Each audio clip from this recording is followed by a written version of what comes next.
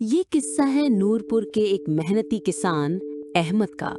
وہ اپنی بیوی عائشہ، بیٹے حمزہ اور ایک خاص ساتھی کے ساتھ سادہ زندگی گزار رہا تھا۔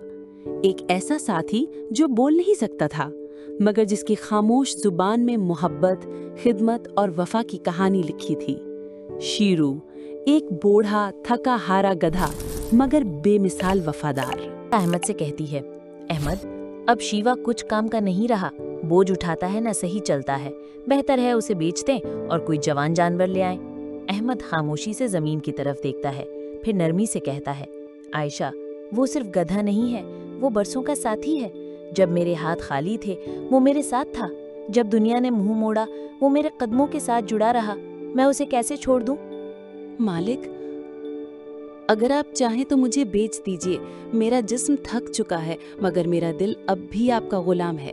میں نے گرمی کی تپش جھیلی، سردی کی راتیں کاٹیں، پیاس میں لب سکھائے، سب کچھ صرف اس لیے کہ میں آپ کا ساتھ نہ چھوڑ سکوں۔ شیوا، تو میرا محسن ہے، صرف جانور نہیں، میری زندگی کا سہارا۔ اللہ کی قسم، جب تک سانس ہے تو میرے ساتھ ہے۔ احمد اور حمزہ بازار جا رہے ہیں، شیوا پیچھے پیچھے آ رہا ہے، لڑکھڑاتے قدم مگر وفادار۔ ابا جان، حمزہ آہستہ سے بولتا ہے، شیوا بہت تھک چکا ہے، اگر ہم اسے بیچ دیں تو شاید بہتر ہو۔ احمد رک کر بیٹے کو دیکھتا ہے اور کہتا ہے، بیٹا ہم مسلمان ہیں اور مسلمان احسان فراموش نہیں ہوتا۔ جو ہمارے مشکل وقت کا ساتھی ہو اسے آسانی کے وقت میں چھوڑ دینا یہ ہمارا طریقہ نہیں۔ ایک تاجر آواز لگاتا ہے، او بھائی، گدھا بیچو گے؟ بوڑھا ہے مگر کام آ جائے گا، اچھا دام دوں گا۔ احمد کی نظریں شیوا پر پڑتی ہیں، پھر اس تاجر کی طرف۔ نہیں بھائی، یہ بکاؤ نہیں۔ تاجر زور دیتا ہے، اتنا بوڑھا گدھا کس کام کا؟ لے لو رقم، فائدے میں رہو گے۔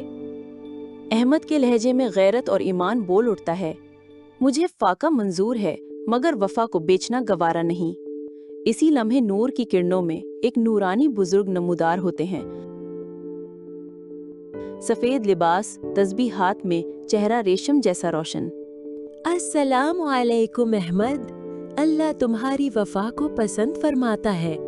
یہ شیوا صرف ایک جانور نہیں تھا بلکہ تمہارا امتحان تھا اور تم کامیاب ہوئے۔ اللہ تمہیں رزق میں برکت دے گا اور تمہاری نسل کو خیر سے نوازے گا۔ حمزہ حیران، ابا یہ کیا تھا؟ احمد مسکرا کر کہتا ہے، بیٹا یہ پیغام تھا کہ رشتے قیمت سے نہیں وفا سے بنتے ہیں۔ شیوا ہمارا امانت دار ہے اور مسلمان امانت میں خیانت نہیں کرتا۔ یہی ہے اسلام کی تعلیم، جو تمہارے ساتھ ہو اس کا حق ادا کرو، چاہے وہ انسان ہو یا جانور۔ جو تمہارے لیے تھکا ہو اسے تم بھی نہ تھکنے دو۔ اخلاقی سبق، مسلمان وہ ہے جو وعدے کا، وفا کا اور امانت کا پاس رکھتا ہے اور کسی کمزور پر ظلم نہیں کرتا، چاہے وہ بے زبان جانور ہی کیوں نہ ہو۔ سبسکرائب کریں اور سنیں ایسی ہی مزید دلچسپ کہانیاں جو آپ کو ہنسائیں، سکھائیں اور سوچنے پر مجبور کریں۔ گھنٹی کے بٹن کو بھی دبائیں تاکہ نئی کہانی آتے ہی آپ کو فوراً پتہ چلے۔